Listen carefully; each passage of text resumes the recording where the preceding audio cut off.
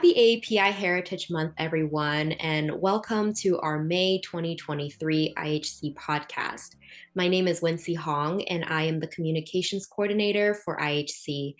I will be the host for today's program. We have our very first guest group joining us from Chopsticks Alley Art. Hi, y'all. How are you doing? Hi, so happy to be here. Super fantastic. Well, we are so excited to have you all on the line today to talk about the power of art. For our listeners and viewers who may be tuning in from different platforms, the mission of Chopsticks Alley Art is to promote Southeast Asian cultural heritage through the arts. Their goals encompass to celebrate the cultural diversity of Southeast Asian contemporary art, to foster greater understanding, and connect communities. They also offer arts-based programs and classes, exhibits, and community events to create an engaging environment of celebration, understanding, and support between our diverse multi-generational communities. So since we have a group here today, let's start with some introductions. Could you all please share your name, position, and maybe a bit about your background and your career field? Sure, my name is Trami Krohn. I am the Executive Artistic Director and founder of Chopsticks Alley Art. I'm actually an author. I published a book called Vietnamese. It's about mother-daughter relationship and from a Vietnamese perspective, clearly, and it has nothing to do with the war. And then the work that I do with Chopsticks Alley is just super fun. Otherwise, I wouldn't be doing it. And I'm super happy to have Chris Locsin, who's with us today because he's on our board. He's our board of director as well as the director for the Creativity monthly program that we have. So Chris. So my name is Chris Locsin. I'm on the board. I help organize and host our Creativity open mic at Olander Theater, which is every second Wednesday. I've always been an artist, performing mostly spoken word and slam poetry for a long time, and then started doing a little bit more arts organization about 10 years ago. I wanted to sort of get more involved in the last year or so, so I joined the Chopsticks Alley board, and we've been cooking up new projects and things with the open mic and hopefully future shows to come. So it's been a great experience. Thank you for having us. Thank you for making time to have this really important conversation with us today. With AAPI Heritage Month, I'm sure you all are very busy, and so let's jump into the questions. I first learned about Chopsticks through social media, specifically Eventbrite and Instagram, actually because of their monthly open mics. I myself ended up performing, and then I was truly inspired by the community that was there. And so through poetry and music, I really felt this warm welcome among strangers who I had really just met. So that leads me to my first question. As music is an integral part to so many cultures, this is where we can really see a connection in both the AIAN community and the AAPI community. So I'm really curious to know, what were the origins that essentially led to this event, and how has it grown to meet your team's goals? And to follow up with that, what goals would you all like to reach for the future? The origins, goodness. So the pandemic hit and we're all stuck at home. And our team, we were trying to still have events. How are we going to do this? And I'd like to do a shout out to original founders of Creativity, and that's spelled TEA, like the tea that you drink. And including in the teams myself and Esther Young and Harleen Kaur and Ashley Hin. So the four of us came up with this idea, and we did it remotely. We did it via Zoom. And it's essentially, not only is it an open mic for people who are performing, but also for people to share their visual artwork as well. And with Zoom, you know how you can do that. And we've had such a great turnout, and people felt supported. And we even had people from the Philippines and India join us. Now that it's in person, that's harder to do, but we really felt the community responded well, and they felt supported throughout the pandemic when they were stuck at home. And now Chris is leading the way, so I'm going to let him share with the audience what the goals are for the future.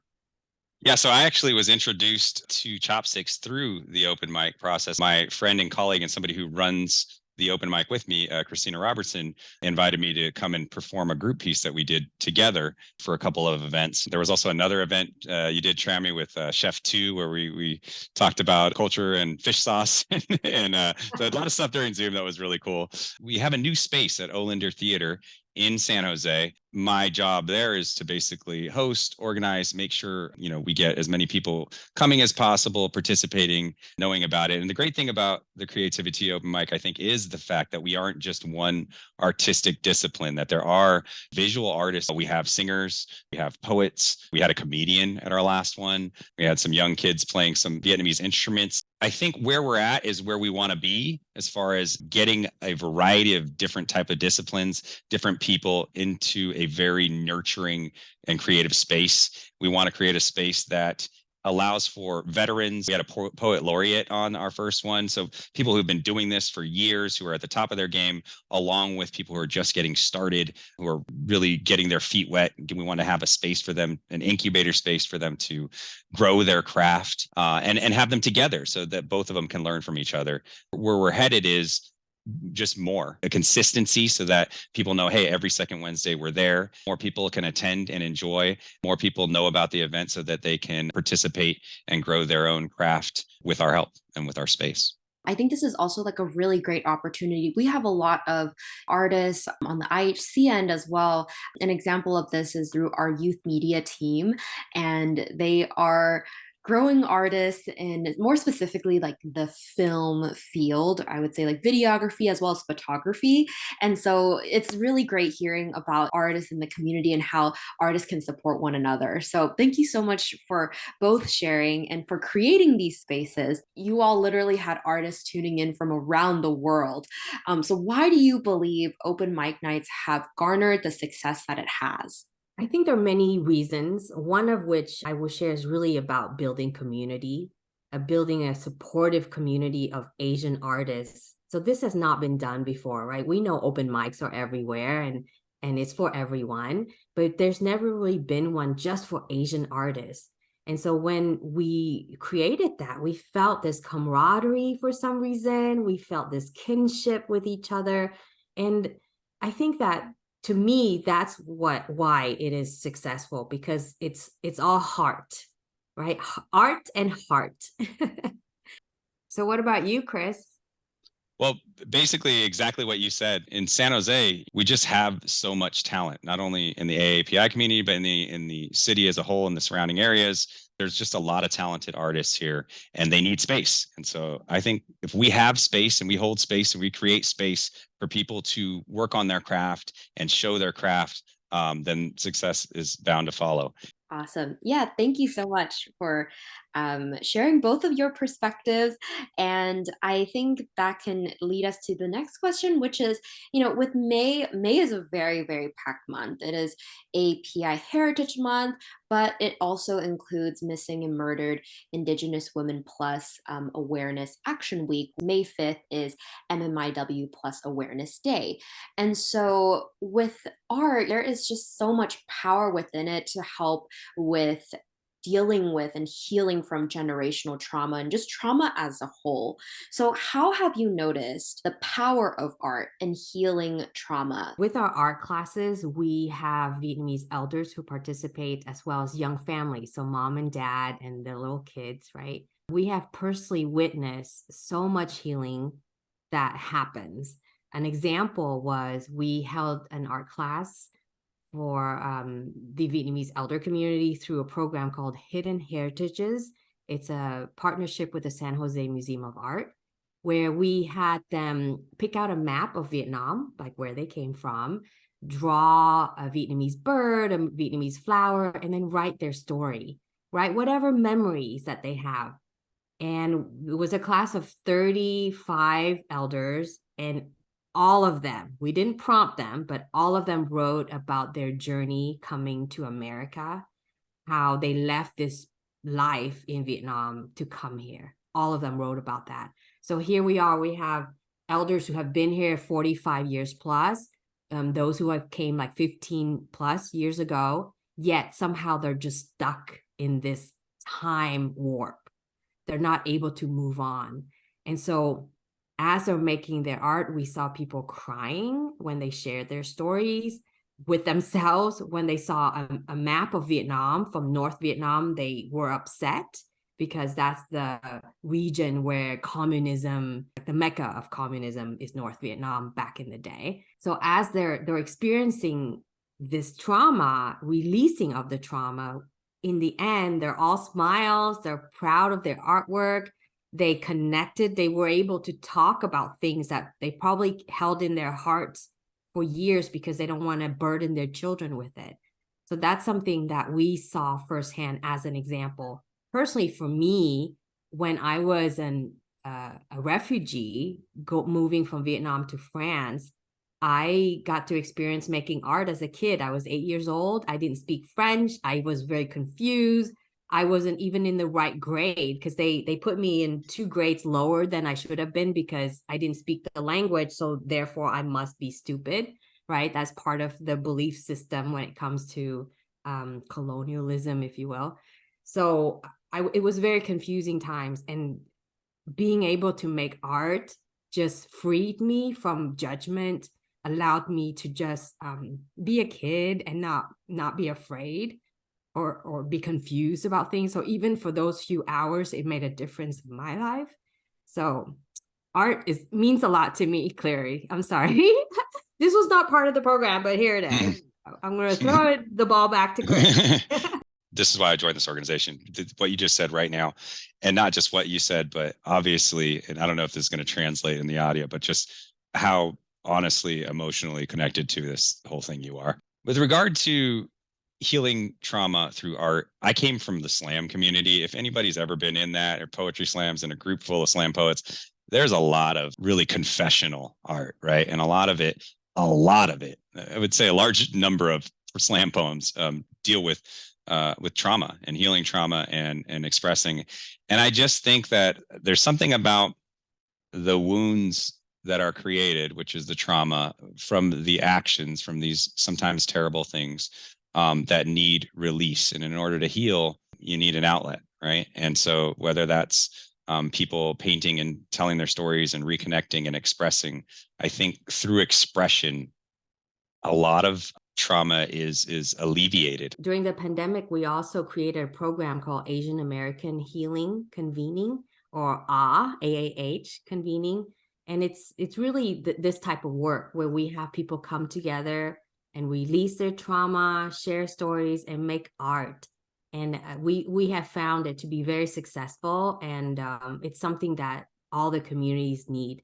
What we learned too is during the pandemic, within the first year, an organization called AACI shared with us that they saw an increase in Asian Americans getting mental health help of 65% increase is what they saw. So we know mental health is real, and it is a little bit being acknowledged more by the Asian community because it's definitely a taboo thing that we don't want to talk about. That if you have any depression or anxiety, that means you're crazy, so you don't talk about it or get help. So this topic is always on top of our mind, and we do think that art has such power in healing generational trauma. I think also like the beauty of art is it allows for the artists themselves to show like a vulnerable side of them. And I think vulnerability can be very scary, but can really also help with healing collectively as an entire community. Just hearing you all talk about the different programs that you all have, just hearing you all talk about the impact that Chopsticks has made reminds me a lot of at Indian Health Center, our counseling prevention services, as well as our intertribal resource department, also hosts like different spaces where our youth can kind of release that trauma through art, art workshops, empowerment groups. Our own like intertribal resource department, how they host like a monthly talking circle. It's really, really interesting for me to hear just how like essentially both communities, our struggles are different, but there are also a lot of similarities. All that you all have just discussed about, you know, the power of art and healing trauma. What have you all learned since joining the Chopsticks team? And this can be professional and or personal. What I really enjoy about being a part of the Chopsticks team is that you have an actual ability to take action and affect change. I feel like if you have a good idea and you can be clear on it, you will have support and we'll figure out a way to get those things done. We're always trying to work with the mission of the organization, align with communities that are doing good work and that are fueled by people you like and admire. You commit yourself to the group and remove ego as much as possible too, is what I've found to be successful. For some of our listeners and members from IHC who would like to learn more about the art classes that Chopsticks offers, where can they go to find more information? Oh, it's so easy. So all of our art classes are free and they are year round. We have them weekly. So the easiest thing our audience can do is check out our website, chopsticksalleyart.org. Or if they just want to go straight to the class, we actually have class registration, and that's just tinyurl.com/CAA class. But the easiest thing I would say, go on our website, chopsticksalleyart.org, and they can register, and they don't need to do anything. They don't have to have supplies. It's free. Just register. And if you are under 18, we do require for your parents to be there for a couple reasons. One is we're forcing the parents to make art with the kids. It's really good for the parents to be there. It's part of their healing. Take a look at the schedule and just schedule yourself in. That's it. Easy. Gotcha. Okay, cool. Well, thank you for sharing, Trami. We'll definitely include a link as well as any sort of infos in the descriptions for any of our listeners here. Talk a lot about the origins of the work that Chopsticks Alley Art does, also connecting it to essentially the work that we do here at the Indian Health Center. Why do you believe it is important to do the work that you all are doing? I think it's important because people come, right? Because sometimes you can come up with the best ideas ever and then nobody shows up. So that means there's no need. The fact that when we have these programming, people show up, it means there's a need. There's a need because the community is asking for it. So what we're doing is responding to a community's need, right? So that's why it's important. If we do something or offer something that is not beneficial or is not serving the community, then they will stop coming. So I think for nonprofits, what we've learned is that we're always asking for community feedback. We're always asking, what would you like us to do better? And that's how we know that the work that we're doing is effective and impactful. Our art exhibits are very important to the artist community because they get to see their artworks on the walls in this beautiful art gallery located downtown San Jose at Open San Jose, and to have their work presented in a certain way, and then to have viewers come, to have people who are collecting art buy their work. And what's more special than that? And then so besides our art exhibit, we always have First Friday Art Walk. So that's every first Friday of the month where the community walks around downtown San Jose to see different art shows and performances. So during those first Fridays, we also build in a component for performing artists. So that's when we have our spoken words artists and musicians and dancers come out. So we know supporting young artists, emerging artists is important because there's not enough Asian artists out there, even though, as you know, Santa Clara County is made up of more minorities than majorities, and many of them are Asians. Yet, when you look at the art scene, when you're seeing what's being made, even within the tech space, you don't really see that Asian perspective or voice. And that's because our parents encourage us to be lawyers, doctors, and engineers, and not artists. And so having these spaces, we're saying, please make art. Please let us share your art and your perspective with the world. And I think that's what will make it healthy, right? When we are more connected with one another through the arts, because it's non-threatening. Art is fun. Art is joyful. So that's why I think our work is so important. And I think we have a responsibility to our community.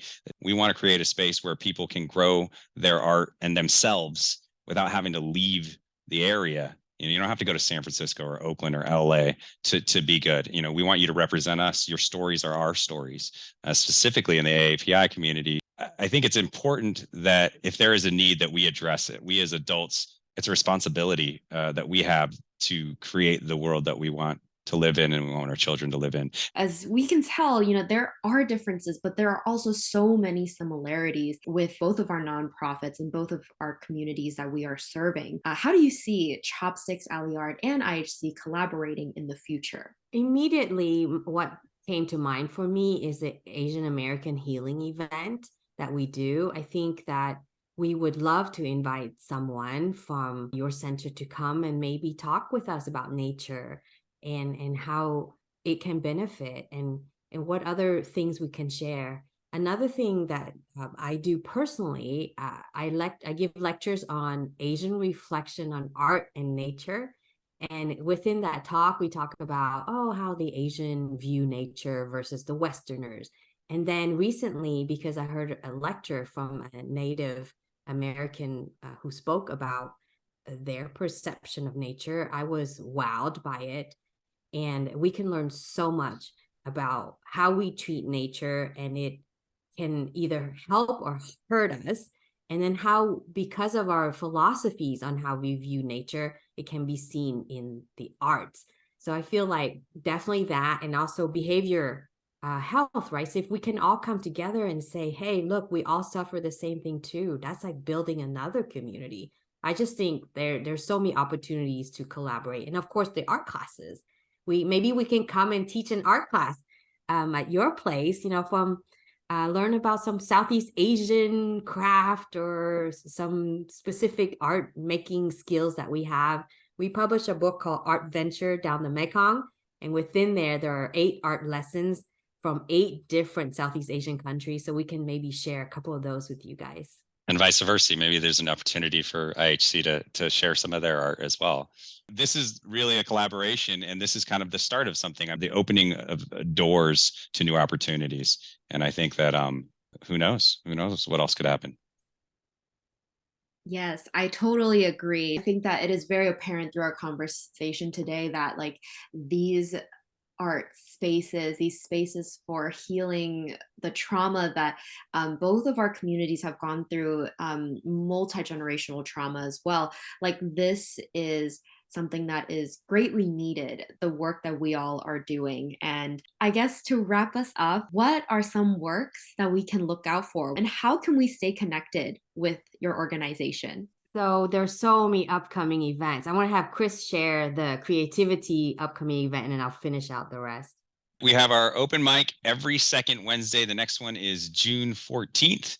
It starts at 7. I think doors open at 6. We're hoping to do some fun things for the summer. A one-man show that should be coming in March of next year. A Filipino poet published, really, really great artist who put together this work that should be playing in our space as well, and part of that creativity open mic.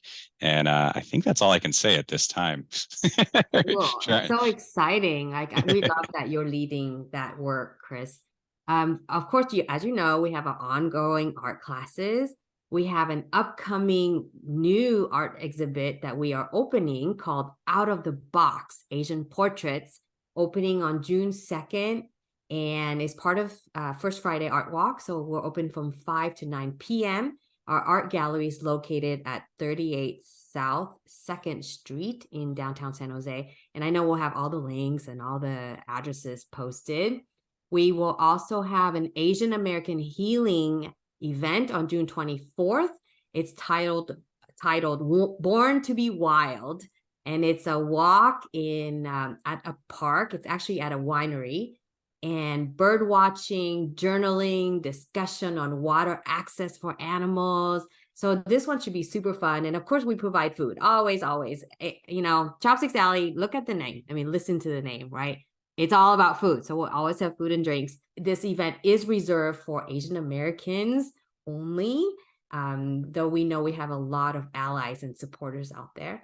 So those are just to name a few, but if you want to know more, follow us on Instagram, Chopsticks Alley Art, social media like Facebook, we're on Twitter, and of course our website. Thank you so much for giving us this platform, Wencie. Thank you all so much for joining us. So, to stay updated with IHC on the many programs we have, as well as information to schedule appointments for care, check out our website at www.indianhealthcenter.org. Thank you so much again to our very special guests over at Chopsticks Alley Art for joining us today. And we will be back next month, so stay tuned for more.